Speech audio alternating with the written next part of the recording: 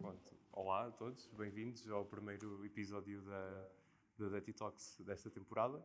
A primeira convidada é a professora Susana Sargento. Ela é professora catedrática aqui no DETI, é investigadora no Instituto de Telecomunicações. Muitos de vocês conhecem-na. Mas antes, em vez de ser eu a introduzir, queria começar pela professora e queria que respondesse aqui à questão de se alguém não a conhecer, por acaso, aqui, ou quem nos vai ver em casa, quem é que você é? Profissionalmente. Então, pode começar por aqui. Então, vou começar pela parte profissional. Como estavas a dizer, eu sou professora aqui no DETI. Leciono disciplinas na área das redes de comunicações.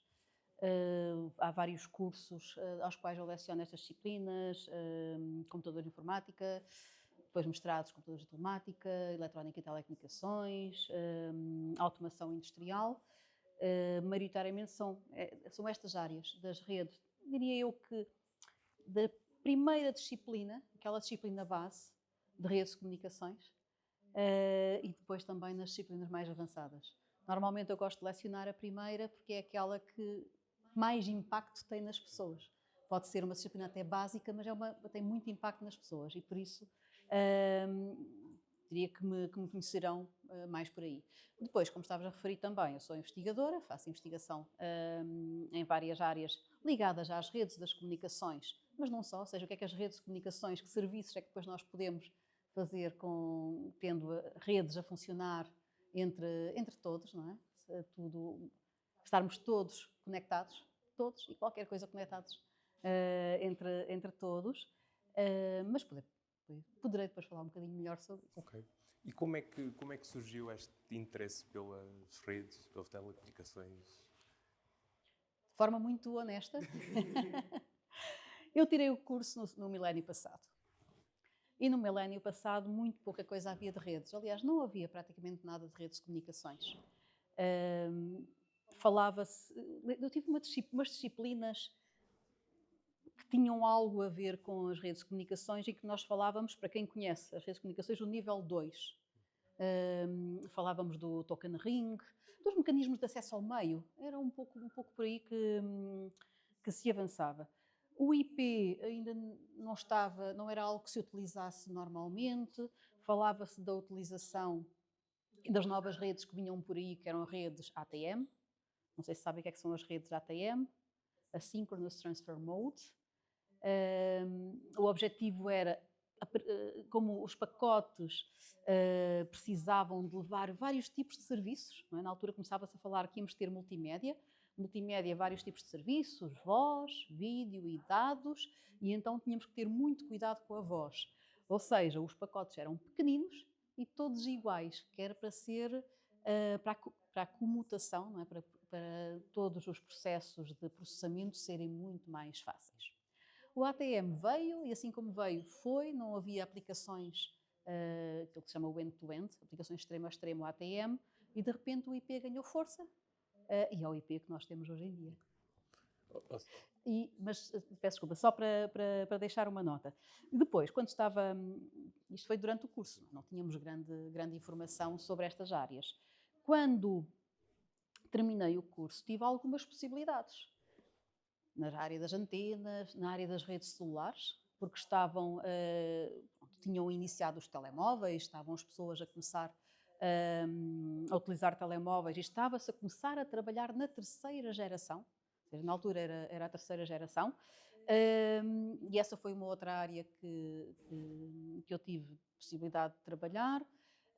Na área das redes de comunicações, porque é que eu decidi ir por essa área? Não era porque eu achasse que era mais interessante, eu não tinha qualquer conhecimento, e foi esse o objetivo. Eu pensei, fiz todo o curso, as redes de comunicações é algo que eu não sei o que é, e gostava de aprender um pouco mais. Acabou por ser assim, só por uma questão de desconhecimento e de querer ter mais alguma informação sobre isso. Foi quase sem querer, podia ter sido. Foi sem querer, não, a minha vida foi toda sem querer. Não. Então nunca houve um momento ou uma decisão que o levou a prender-se a este caminho fixamente? Foi só um conjunto de decisões que foi aprendendo Sim. e acabou Eu acho que tudo na vida é feito de acontecimentos que tu vais tendo. E que vais por aqui, ou vais por aqui, ou vais por aqui, não é? E depois escolhes um caminho e acabas por ir. Acaba por correr bem, não é? Aquilo que eu sinto é que correu bem, mas não faço a mínima ideia qual é que seria o resultado se eu tivesse ido por outro caminho. Não tenho qualquer ideia. Mas se me perguntarem, e às vezes perguntam se eu fiz um plano de carreira, e há várias pessoas que o fazem, que sabem perfeitamente que querem fazer isto, para depois chegar aqui, para depois chegar aqui. Eu estava completamente fora, não fiz qualquer plano de carreira. As coisas foram acontecendo e muitas delas por meros acasos, meras coisas que aconteceram e que depois que levaram a algo bastante maior. Ok. Ou seja, para além da área das redes e telecomunicações, é professora. Ou Sim, seja, também tem aqui a componente educacional. educacional, sim. Isso também foi sem querer ou foi de propósito? Olha, foi mais ou menos. Eu não fazia a mínima ideia se gostava ou não. O que é que aconteceu? E já agora, a nível do doutoramento, depois foi o doutoramento que me fez ir para me fazer ser docente. Eu comecei a fazer o doutoramento, mais uma vez, por um mero acaso. Acabei o curso, adorei estar cá em Aveiro, adorei todos os anos de curso. Eu gostava muito da parte social e acho que aproveitar aquilo que nós temos a nível social aqui é espetacular. E também gostava, obviamente, daquilo dos conteúdos lecionados no curso, mais de alguns do que de outros, mas também gostava bastante. Mas principalmente eu gostava muito da vida que eu tinha cá. Como eu disse, acabei o curso no milénio passado. O que é que isso significa? Significa que não havia assim tantas oportunidades para continuar cá como há hoje em dia. Hoje em dia há imensas empresas, imensas startups. Bom, não havia ecossistema de startups, não havia nada disso. E eu sabia que para continuar tinha poucas hipóteses. Ou ia para aquilo que é agora a Altice Labs, que na altura PT Inovação, não havia sequer ainda a Nokia, que também existe agora, ou tinha que ir para Porto ou para Lisboa. E eu pensei que era nova demais para começar já uma vida dita de trabalho, não é? De casa, trabalho, ter uma parte social bastante mais diminuta. E na altura pensei, não, eu gostava de ficar cá mais um tempo. Como é que eu posso ficar cá mais um tempo? Então o que é que eu fiz? Inscrevi-me em mestrado. Porquê? Porque naquela altura as licenciaturas eram de 5 anos, se nós tivéssemos média igual ou superior a 16, podíamos ir diretamente para doutoramento, senão ficaríamos em mestrado. Como eu não sabia quanto tempo queria ficar, inscrevi-me em mestrado. Então, entre setembro e novembro, estive inscrita em mestrado. Em novembro pensei, se calhar, quem faz mestrado mais um ano e faz doutoramento. E então desisti do mestrado e comecei o doutoramento. Okay. E isto aconteceu. Depois, eu nunca tive assim muita possibilidade de lecionar disciplinas aqui. Estava a fazer o doutoramento. Ou seja, é possível, e era possível sermos monitores de várias disciplinas, mas eu não tinha muita disponibilidade porque eu estive fora durante muito tempo. Ou seja, eu estava em Aveiro, mas havia sempre partes do semestre que eu passava fora. E então, foi só quando eu estava já para começar a escrever a tese de doutoramento que eu pensei, se calhar eu devia pensar o que é que quero fazer. Eu não tinha pensado, não fazia a mínima ideia. E então inscrevi-me para ser monitora aqui na universidade de disciplinas de primeiro ano. E a disciplina que eu tive no primeiro semestre foi ACE, Aplicacionais para Ciências de Engenharia, que é MATLAB. E depois no segundo semestre foi Fortran. Programação em Fortran. É muito parecido com C. Eu nunca na vida tinha visto Fortran à frente, a não ser para dar aquela disciplina, e depois eu percebi que era muito parecido com C.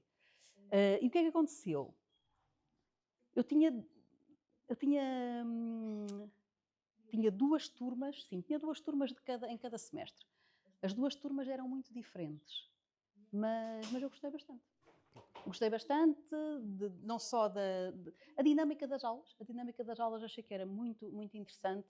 Senti que conseguia também ganhar empatia com os alunos. Isso foi muito giro.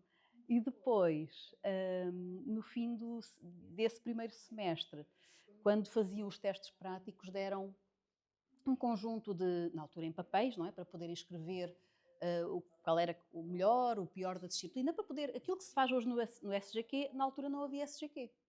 E então fizeram em papel no dia do teste prático, para as pessoas poderem dizer o que tinham achado da disciplina. E o meu nome apareceu lá 2 vezes como o melhor da disciplina. Eu fiquei, obviamente, fiquei muito perdida, não é? fiquei, obviamente, derretida com isso e pensei que poderia ser uma boa oportunidade. Depois ainda pensei em ir para a empresa, tive que pesar as oportunidades que eu tive, mais uma vez, não pensadas, não pensadas, e acabei por escolher a universidade. Já agora, eu não comecei, isto foi o ano de monitora, no ano seguinte eu fui como docente para o Porto. Estive 2 anos na Universidade do Porto, por isso eu não comecei como docente a sério aqui em Aveiro, mas foi no Porto. Okay. Mas foi tudo acontecendo, nada programado, nada. É engraçado porque muitas vezes há, especialmente os alunos novos, quando entram na universidade, a perspectiva de que, pelo menos os professores, são pessoas muito decididas, não é? Porque Completamente. esta pessoa está aqui a ensinar-me, claramente, sempre quis fazer isto, sabia exatamente o que queria fazer, porque muitas vezes os próprios alunos também não sabem o que querem vir a fazer, qual é o próximo passo. Eu vim para o curso de Engenharia Eletrónica e Telecomunicações.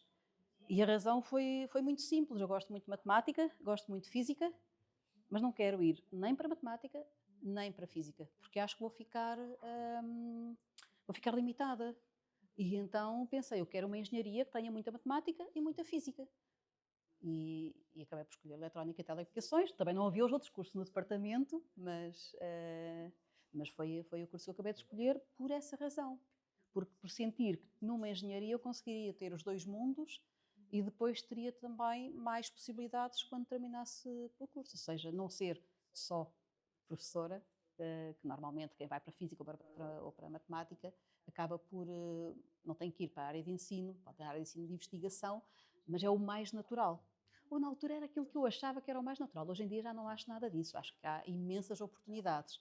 Mas naquela altura, com 17 anos, eu não tinha muito mais informação, não é? Eu ia perguntar se imaginava a fazer o que está a fazer agora quando começou, mas claramente que não tinha a certeza. Então o que eu vou perguntar... Não fazia ideia. Vou alterar, que é, neste momento, qual é o objetivo que tem na sua carreira? Qual é a sua ambição? O que é que ambiciona ainda fazer? Na carreira em si? A nível de carreira? A nível de investigação, É o seguinte, mesmo a investigação também vai se moldando. Aquilo que vai acontecendo também é que vão surgindo um conjunto de oportunidades, ou porque vamos falando com colegas, ou porque vemos que está a acontecer algo, ou porque falamos com empresas, e vamos vendo que há inovações que vão acontecendo. E aquilo que nós fazemos é pensar o que é que seria interessante, por onde é que seria interessante avançar. A nível de carreira em si, sei lá, o que é que eu quero almejar? Não sei. Não sei o que é que eu quero almejar. Eu gosto muito de ser docente e gosto muito de ser investigadora. Aquilo que eu gosto menos é a carga burocrática que existe nas várias partes. Ou seja, muitas vezes, e está aqui algum pessoal que ou trabalhou ou trabalha comigo, eu, às vezes não consigo ir a reuniões mais técnicas do grupo de investigação. Isso para mim é uma chatice. Porquê? Porque se eu não estou lá é porque estou a fazer coisas bem mais chatas que me impedem de ir. E a nível da docência, eu acho que faço aquilo que gosto.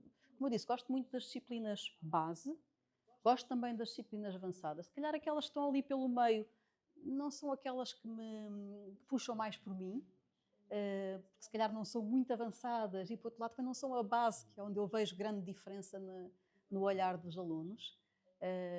Gosto muito de ver aqueles olhos a brilhar de isto afinal é assim. Essa é a parte que me motiva mais. Assim, nível de carreira, se quer ser reitora, não tenho vontade. Se quero ser diretora do DETI. Não digo que não, mas se calhar não. Para ser diretora do DETI não posso fazer as outras coisas. Se quer ser... Ou seja, aqui, a nível de carreira em si, de professora, não posso chegar muito mais longe, não é? Felizmente as coisas correram bem. Aquilo que eu almejo fazer nos próximos anos é aquilo que eu gosto. Eu acho que é bom chegar a uma altura na vida e dizer isso. Quero fazer aquilo que eu gosto, sem grandes requisitos de eu vou ter que fazer isto para aumentar na carreira, eu vou ter que fazer aquilo. Não, quero-me divertir. Quero-me divertir, quero estar com as pessoas e podermos fazer coisas giras. A professora é muito conhecida pelo trabalho em dispositivos conectados, em cidades inteligentes, smart cities, a mobilidade autónoma e conectada. Esse caminho como evolução do trabalho em redes também foi sem querer? Foi. Não. Ora, eu quando acabei o doutoramento, falava-se na altura das redes ad hoc. Redes ad hoc são aquelas redes que são espontâneas. E as redes ad hoc, por redes ad hoc, nunca tiveram assim uma grande evolução. O que é que acontece? Em 2008 começou-se a falar em redes entre veículos. E muito por acaso também fui convidada para entrar numa proposta de um projeto com um conjunto de colegas, que depois acabou por correr bem, que depois até através dessa proposta acabámos por iniciar uma empresa, foi tudo correndo, mais uma vez, sem esperar, mas de acordo com o sabor da corrente. O que é que acontece? Em 2008, e 2009 e 2010, falava-se em redes de veículos, mas os operadores não estavam interessados nisso. Ou seja, era algo de um nicho, os operadores achavam que não havia negócio com os veículos. Hoje em dia já é completamente diferente. Hoje em dia já vemos aí os operadores a quererem ter redes nos carros, ter até redes dinâmicas nos carros. Porquê? Porque com os veículos autónomos, com as pessoas que estão nos veículos, com os serviços que podem dar aos carros, já é completamente diferente. Mas aí está, ou seja, foi algo que surgiu naquela altura. E porquê é que eu achei que era interessante avançar com essa área? Porque é uma área desafiante. Ora, se eu tenho uma rede em que eu deixo de ter os equipamentos de rede estáticos, ligados, e eles agora andam-se a mover de um lado para o outro, quer dizer que a rede está sempre a mover-se. Ou seja, garantir que esta rede funciona, achei que era desafiante. E por isso avançou. Uma outra área que hoje em dia tem muito potencial e tem imensas empresas a trabalhar nela, é a área dos drones. Nós comprámos o primeiro drone, acho que foi em 2013. Estamos em 2026, há 13 anos atrás. Ninguém queria saber de drones. Só que na altura pensámos, agora nós temos redes em terra. Então não podemos estender as redes se colocarmos uns drones lá em cima? Hoje em dia é algo que realmente está a ser feito, não é? Agora, uma parte, e esta é uma grande parte também do meu trabalho que eu gosto, é de podermos ter esta liberdade, de poder pensar o que é que poderia ser interessante daqui a 5 anos, daqui a 10 anos, sem estarmos muito limitados sobre o que é que terá negócio no curto prazo. Porque se calhar algumas das coisas que nós fazemos nunca na vida vão ter negócio. Se calhar outras coisas que fazemos vão ter negócio, mas de uma forma completamente diferente que nós não estávamos a pensar anteriormente. E se calhar outras têm mesmo, logo à partida, um objetivo muito claro. Mas não teres que estar a pensar nisso e com, entre aspas, a corda ao pescoço de que isto tem que dar lucro para eu continuar a trabalhar nesta área, isso é espetacular. A professora referiu aí uma coisa que quer pegar, mas antes de continuar só queria dizer a quem nos está a ver que podem dar scan àquele código QR para fazerem umas perguntas anónimas, assim não têm que se envergonhar muito. Não tenham medo também, não vale a pena. E assim eu posso escolher e perguntar à professora, portanto estejam à vontade para fazer perguntas. O que a professora disse que eu queria dar alguma continuidade era ali quando falou de trabalhar em algo que vai ser útil daqui a 5 ou 10 anos. E o que é que diria que seria útil daqui a 5 ou 10 anos hoje? Ou seja, quais são as áreas com maior potencial dentro do que trabalho? Isso é uma boa pergunta, porque as coisas estão a andar tão rapidamente que eu acho que 5 a 10 anos já começa a ser um salto muito grande. Ahm, é extremamente difícil. Claro que tem havido o salto todo com a inteligência artificial. Eu acho que há muitas coisas que hoje em dia são feitas por humanos que não têm que ser feitas por humanos. E não é preciso estar preocupados com isso, porque aquilo que não é necessário ser feito por humanos daqui a algum tempo é aquilo que hoje em dia os humanos também já não querem fazer. Ou seja, são tarefas repetitivas, são tarefas que um robô conseguirá fazer sem problemas. Eu estou-me a lembrar até de uma conversa, nós tivemos agora uma proposta com os CTT. Sabe o que são os CTT?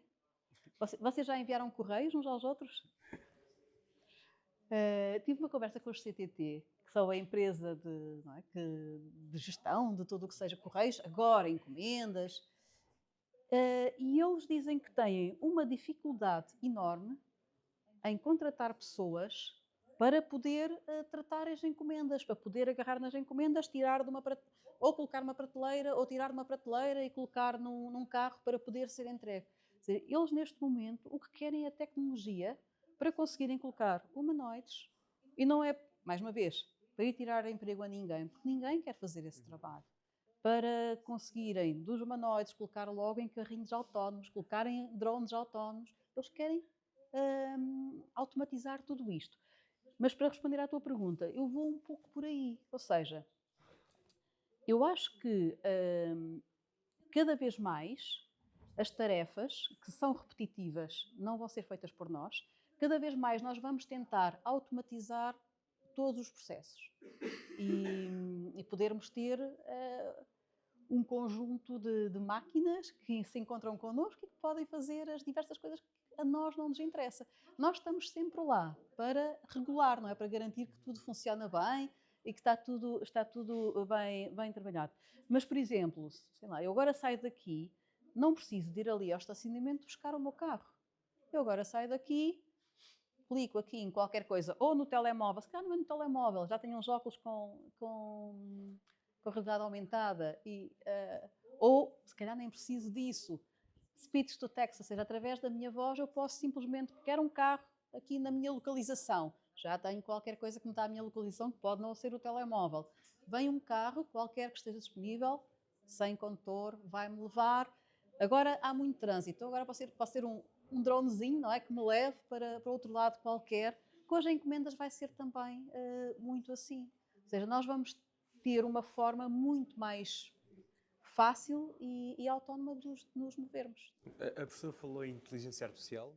Sim. Um dos meios de inteligência artificial, a robótica humanoide, lá está mais aplicado à sua atividade de investigação. Mas, novamente, também a professora, como é que vê a inteligência artificial na educação? A que nível? Claro que não. Ora, eu acho que a inteligência artificial é muito importante para ter ali um conjunto de apoios. O que é que eu quero dizer? Mais uma vez, acho que tudo o que sejam partes repetitivas, ou seja, eu sei programar, por exemplo, não é? Vamos pensar que é a programação. Eu sei programar, eu quero construir um sistema. Neste sistema tenho vários passos e tenho várias partes que quero programar. Se calhar, cada uma delas, eu posso ir buscar o código para as fazer, desde que eu saiba fazer. Porquê? Porque é importante que eu saiba se aquilo que me está a chegar faz ou não faz sentido. E depois é importante que eu saiba ligar com tudo o resto também. Ou seja, eu acho que é muito complicado, nas bases, nós não aprendermos as bases porque colocamos a inteligência artificial a fazer por nós. Isso eu acho que é muito complicado e não aconselho. Nós termos a inteligência artificial para nos ir ajudando, eu agora tenho este erro, será que me ajuda a perceber qual é que é o erro que eu tenho, até para eu mais facilmente chegar a uma solução final? Aí eu acho ótimo. Porquê? Porque está a fazer debug comigo. Eu tenho uma ajuda para fazer debug. Ok? Agora, aprender, ou melhor, não é aprender, colocar o chat ou qualquer outra ferramenta de inteligência artificial a fazer os trabalhos por nós, está-nos a emborrecer, não é? Porque e eu costumo dizer isto nas aulas, ninguém vai contratar alguém para fazer o trabalho da inteligência artificial. Não faz sentido. Quando se contrata alguém, está-se a pagar por esse alguém. Então convém que faça bem mais do que a inteligência artificial. O que é que eu faço nas aulas hoje em dia? Tive que voltar ao papel.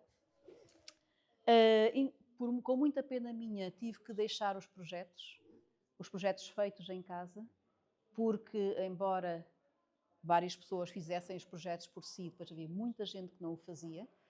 Por isso temos muito mais testes práticos, temos muitos mais momentos dentro da sala, para tudo o que seja avaliação tem que ser assim. E acha que é um balanço positivo ou um balanço negativo? Ou é a adição de... Eu não sou contra a evolução. Eu acho que... Vamos voltar atrás. Pensando no milénio passado e aquilo que se faz hoje em dia, sei lá, eu tinha para ir a qualquer lado o tempo que eu demorava. Não havia GPS. Tínhamos que andar com o mapa na mão. Muitas vezes eu conduzia com o mapa ao lado, quando ia a qualquer lado, depois tinha que parar o carro, agarrar no mapa, ver onde é que estava, ver para onde é que ia. Tudo aquilo que fazíamos demorava imenso tempo. Hoje em dia conseguimos ser muito mais ágeis, conseguimos ser muito mais rápidos e não é por isso que temos menos trabalho. Ou seja, estas ferramentas permitem que nós continuemos cada vez a fazer as coisas mais rapidamente. Porquê? Porque temos ajudas, temos apoios que nos permitem, se calhar, não despender tempo a fazer uma coisa que a máquina pode fazer por mim, mas despender tempo a integrar esta coisa e fazer algo mais complexo. Por isso eu sou muito, muito positiva nesse sentido, desde que não nos, mais uma vez, emborreça, não é? Ou seja, desde que não deixemos de aprender para utilizar estas ferramentas. Isso é que eu acho que é o grande problema. E também não acho que vamos ficar sem trabalho. Porque aí está, nós vamos cada vez mais tendo maiores evoluções, fazendo as coisas mais rápido e ter mais coisas para fazer. E podemos evoluir mais rapidamente. E por isso é que estas áreas estão a evoluir tão rapidamente. Porque obriga-nos e permite-nos também trabalhar melhor. Eu acho que isso é uma grande diferença. Okay. Nós já temos algumas questões do público, portanto... Aqui há uma questão que eu acho que a professora falou ali, fez uma breve referência a uma empresa e a pergunta era, depois de ter sucesso a nível de investigação, como é que, ou continua ou não continua, aplicou esse conhecimento, a transferência de conhecimento no meio empresarial, como é que isso ocorreu na sua vida? Sim, foi já agora, foi algo que também aconteceu. Sem querer, né? Sem querer. Não, foi muito sem querer. E foi muito simples. O que é que acontece? Nós queríamos... Houve uma proposta de um projeto e essa proposta foi aceite. E eu, na altura, achei que os meus colegas estavam assim meio malucos. Porquê? Porque na proposta estava lá a dizer, tudo bem, vamos trabalhar em redes veiculares. Não esqueci, isto foi feito em 2008, esta proposta. Vamos trabalhar em redes veiculares e vamos colocar 500 carros a comunicar no fim do projeto. Não havia equipamentos para comunicação entre veículos. Os equipamentos que existiam eram caríssimos. Nós nem sequer tínhamos dinheiro no projeto todo só para comprar equipamentos para 100 carros, quanto mais 500. Quer dizer, era completamente impossível. O que é que acontece? Nós, do lado de cá, estávamos a trabalhar como é que nós poderíamos colocar isto em prática. Uma vez, um aluno meu do doutoramento, o André Cardote, hoje em dia já terminou o doutoramento há muito tempo, ele chega ao meu gabinete a dizer, eu acho que encontrei aqui umas placas 802.11a que devemos conseguir mudar o firmware das placas para comunicar, para termos comunicação entre veículos, ou seja, a maior distância e também fazer aquilo que nós dizemos que é muito rápido, ou seja, quando um carro se encontra, eles têm que começar a comunicar logo, não podem estar à espera como nós esperamos no telemóvel que o Wi-Fi fica ativo. E então colocámos um conjunto de pessoal a trabalhar nisto, para ver o que é que dava. Começámos a ter bons resultados, conseguimos fazer as modificações e depois o que é que nós fazíamos? Agarrávamos em iPads, na altura eram iPads, que nós levávamos para vários carros e agarrávamos em carros e íamos passear. Íamos passear e o que é que nós conseguimos fazer? FaceTime entre dois carros, ou seja, um iPad num carro, um iPad noutro carro, fazíamos FaceTime com quase 1 quilómetro de distância, na autoestrada, daqui até à Barra, da Barra até cá, com vídeo, ou seja, com voz e com vídeo, que era algo que não existia, não existia no mundo mesmo. E conseguimos fazer isso com equipamentos de 200 euros. Ou seja, aqueles que eram caríssimos, acho que na altura, talvez 6, 7, 8 mil euros, era por aí, nós conseguimos fazer com 200 euros. E foi através daí que começámos a pensar, bem, se calhar deveríamos pensar em como avançar para uma empresa. Só que, mais uma vez, eu gosto muito deste trabalho tecnológico. O trabalho comercial já não é bem comigo. Não, já não me chamem para isso. Ou seja, eu pensava nisso, mas não tenho jeito, ou seja, não é, para mim será muito complicado ir vender uma ideia, ir vender algo com uma empresa. E um dia o meu colega do Porto, o João, ligou-me, mandou-me um e-mail a perguntar se eu não queria pensar nisto. Eu disse, tudo bem. Ele era daquelas pessoas que vendia tudo, aliás, ele vendia o que existia e o que não existia também, ele vendia qualquer coisa. Eu trabalhava na parte da tecnologia, que era onde eu gostava, e para mim era o mundo perfeito. O que é que fizemos? Avançámos com a empresa, correu bastante bem, avançámos logo com investidores nacionais, internacionais, depois fomos para os Estados Unidos, depois colocámos os tais 500 veículos a comunicar, os autocarros SCCP no Porto, eles diziam lá free Wi-Fi, era através da rede que nós fizemos, ou seja, conseguimos mostrar no projeto que sim, conseguimos ter os 500 veículos a comunicar, e depois, a partir de determinada altura, já estava tudo funcional, e foi aí que eu decidi voltar para cá. Ou seja, ficou sempre mais na parte de desenvolver tecnologia? Sim, mais na parte de tecnologia, sim. Interessou a parte empresarial até ter tudo funcional. A partir daí, o contacto com o cliente já não era bem o objetivo. Porquê? Porque não tinha os tais desafios de investigação. E ainda tentámos fazer na empresa. Mas o que é que acontece? Tens uma empresa que está a iniciar, tens 15 pessoas. Estas 15 pessoas são todas necessárias para avançar com o trabalho que é necessário na empresa. E tínhamos depois uma equipa mais de investigação. Mas estas pessoas podem estar dedicadas agora 1, 2 horas e depois são chamadas para outras coisas que têm mais urgência. E para mim era claro que isso era muito difícil de ser feito numa empresa, principalmente naquela primeira fase. Outra questão que é relativa, quando a professora falou de adquirirem drones em 2013, ou seja, adquirir uma tecnologia que para toda a gente naquela altura não tinha grande utilidade. O que é que seria, na sua opinião, uma tecnologia dessa natureza, mas hoje? Algo que as pessoas, na sua opinião, não têm bem grande utilidade, mas... Ai, sei lá, fazes-me perguntas difíceis. Não sei. Hoje em dia, o que é que não tem grande utilidade e que nós possamos comprar? Nós acabamos por adquirir. Pronto, felizmente temos tido sempre orçamento para ter projetos e para ter também um bom orçamento para investigação e para comprar novos equipamentos. Agora, não diria que não tenha utilidade, mas, por exemplo, começámos a pensar em ter nestas áreas da cidade e mesmo da ligação com os veículos, com as bicicletas, de termos equipamentos de realidade aumentada, para terem não só a informação dos avisos, mas poderem ter os sensores. E neste momento fomos comprando e temos para aí uns 5 ou 6 óculos diferentes de realidade virtual e aumentada. Se me perguntares se não fazem muito sentido, claro que fazem, porque nós aprendemos com cada um deles. Comprámos um veículo autónomo. Acho que faz muito sentido, porque temos evoluído bastante e temos feito muito trabalho que não se consegue fazer lá fora porque temos estes equipamentos. Eu não sei se é algo que possa ser assim fora, não é?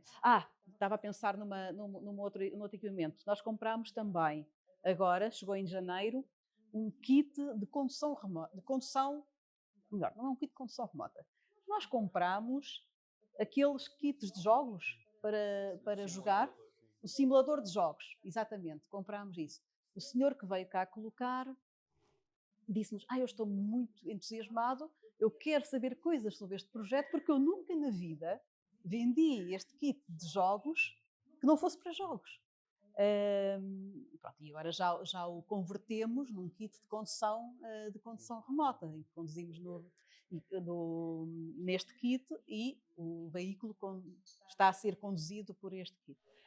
Ou seja, podem ser coisas que às vezes não casam assim muito bem, mas são ideias que entretanto vamos tendo e por que não experimentar? Fará ou não fará sentido? Não sinto que alguma vez tenhamos feito algo que não tivéssemos logo à partida uma ideia de como é que iríamos utilizar. Eu acho é que temos a liberdade para poder fazer um conjunto de testes. Vamos comprar este modelo e vamos comprar este e ver qual é que será mais interessante. Isso sim, isso acho que conseguimos fazer. Outra questão que fizeram aqui, não sei se será de um aluno seu ou não, mas perguntam se acha que os alunos hoje saem preparados da universidade para o mundo de trabalho, mesmo com o crescimento do IA e de, como a professora disse, algumas pessoas se deixarem emborrecer pelo IA. Nós temos sempre de tudo. Eu acho que há alunos que saem daqui, que na altura que já quando saírem daqui já não são alunos, que saem daqui muito bem preparados. Acho que há outros que não saem muito bem preparados. Mas isso aí é normal. A inteligência artificial agravou o problema? Eu acho que agravou o problema, mas não acho que os bons alunos tenham esse problema. Porque eu vejo os bons alunos mesmo assim a fazer por eles. E a utilizar a inteligência artificial mais numa de comprovar, de ajudar, então de fazer por eles.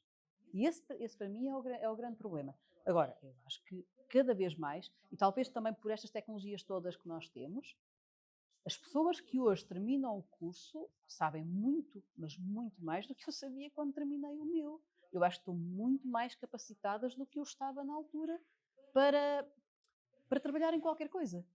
Algo que me diziam também, e que eu também testemunhei isso, é que nós quando estamos nestes cursos, nós não sabemos tudo, mas temos tanta informação que estamos preparados para aprender sobre qualquer coisa. E para aprender coisas novas também. É a arte do desenrascar, não é? Sim, nós temos uma grande arte de desenrascar e nós portugueses damos-nos muito bem lá fora também. Mas eu acho que as pessoas, e tenho visto, e estava a ver algumas destas pessoas também com que eu já trabalhei até no terceiro ano, às vezes no fim do terceiro ano já têm capacidades incríveis e já fazem trabalhos bastante interessantes. Agora, também há outras pessoas que eu penso, se eu estivesse numa empresa não contratava. Tinha algum cuidado em contratar. Outra questão que tenho aqui é talvez um bocadinho parecida com a anterior, mas quais as apostas no futuro na área de redes, ou para o mercado, numa perspectiva de mercado de trabalho? Ou seja, o que é que vê o maior crescimento na área de redes para quem está agora talvez a acabar o curso, que se queira especializar em alguma área dentro da área de redes? O que é que... Eu acho que a área de redes é uma área de suporte. Quando digo uma área de suporte é talvez as pessoas não, quando saem daqui, não vão trabalhar a configurar uma rede. Não é esse o objetivo.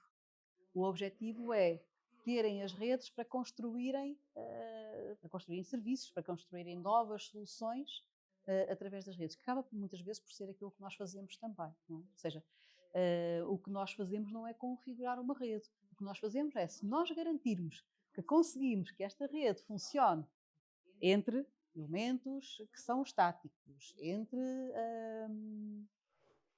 o core, não é? O edge, entre os veículos, entre as pessoas, entre estes sensores todos, o que é que nós conseguimos construir com isto?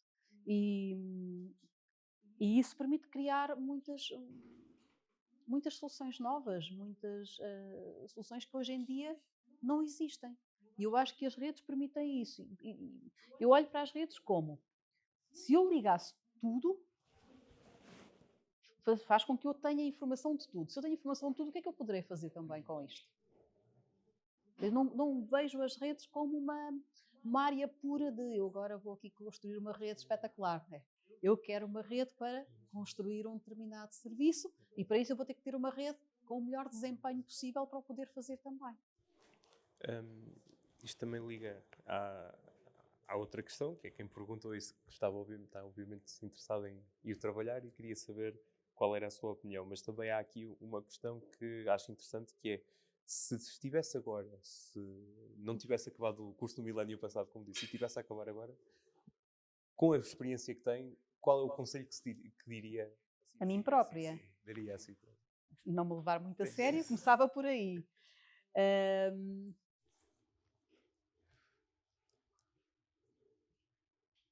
Eu não sei, sim. Como eu disse, eu acho que a liberdade que nós temos aqui é algo que não tem preço. O facto de podermos, obviamente, temos que ter financiamento, temos que ter propostas, temos que trabalhar muito para conseguir financiamento, não é? Para ter um grupo de investigação, porque ninguém trabalha sozinho. Eu não trabalho sozinha, eu não faria nada se fosse sozinha. Tenho que ter um conjunto de pessoas comigo para podermos trabalhar. E gosto muito do que faço e gosto muito de ter chegado a este ponto.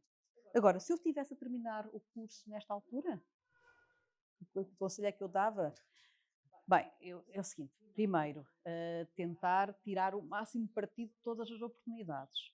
Uma das coisas que eu também acho que na altura fiz, e acho que hoje em dia muito mais fácil ainda, é ter experiências diferentes, ter experiências lá fora também. Eu acho que é muito importante ter experiências lá fora. Não só a nível de trabalho, mas também a nível pessoal. Ter contacto com culturas diferentes, que não estamos habituados. Fala-se muito nos imigrantes, não é? E temos muitos imigrantes. E às vezes até se fala de uma forma um bocadinho... Pejorativa. Como? Pejorativa. E porquê? Porque nós estamos na nossa bolha, não é? E não estamos habituados a estar com outro tipo de pessoas, com outras culturas.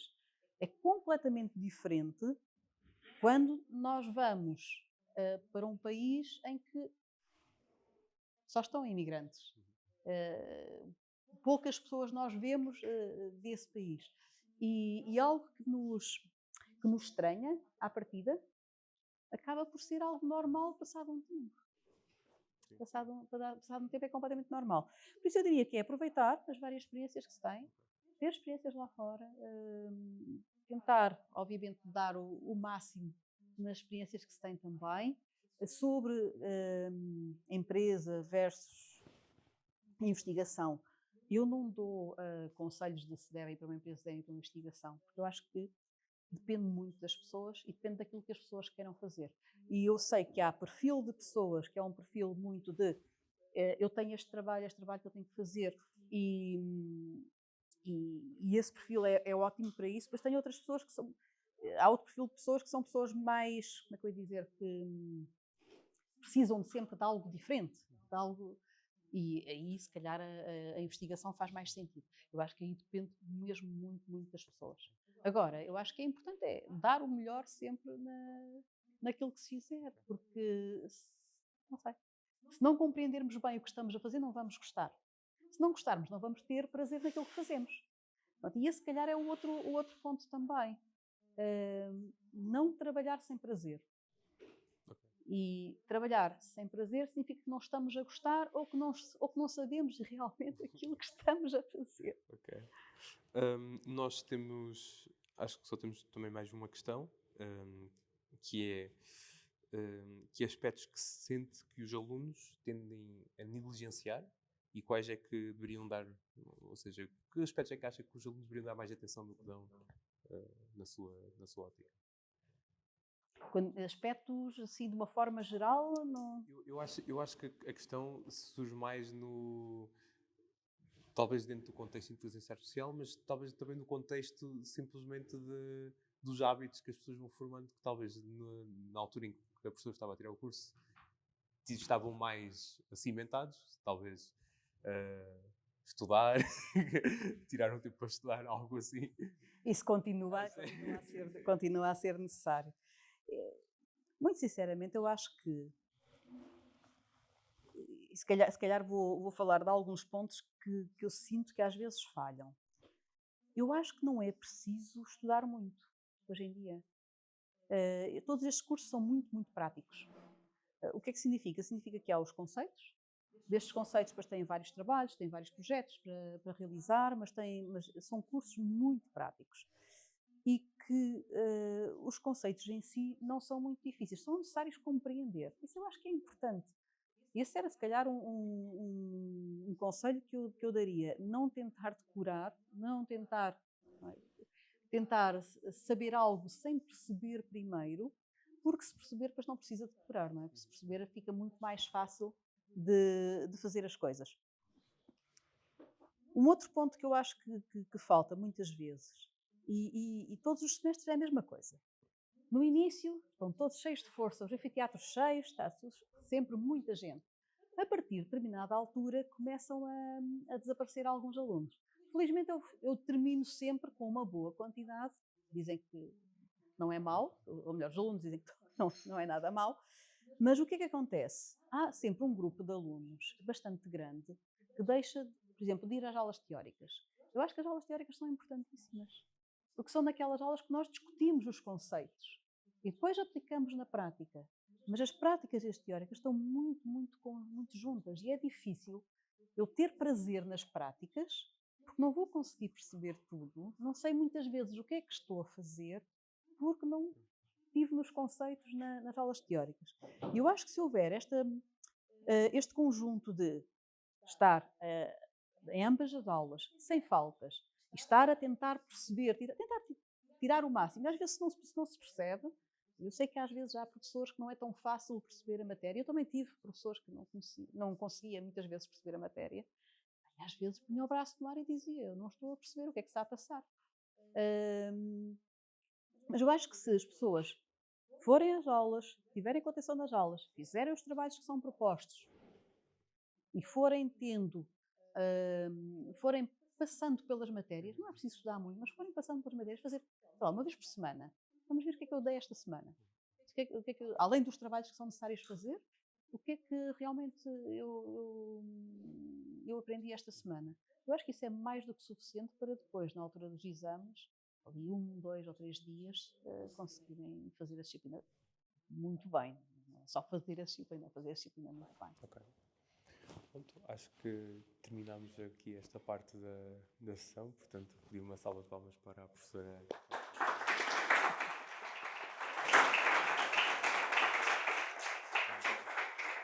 Agora vamos entrar na parte em que começamos a distribuir coisas. Primeiro queria agradecer novamente o apoio da Sky Portugal, que nos está a apoiar neste episódio, e que vamos ter aqui uma pequena dinâmica para dar uns brindes ao público, que é também uma tecnologia interessante, que talvez, não sei se a pessoa conhece, que são os livros que dá para escrever infinitamente, aqueles que dá para escrever, e depois dá para apagar, e aquilo é um infinito book, pronto, podem ganhar. Nunca tive nenhum, mas sim. Pode concorrer também, não é?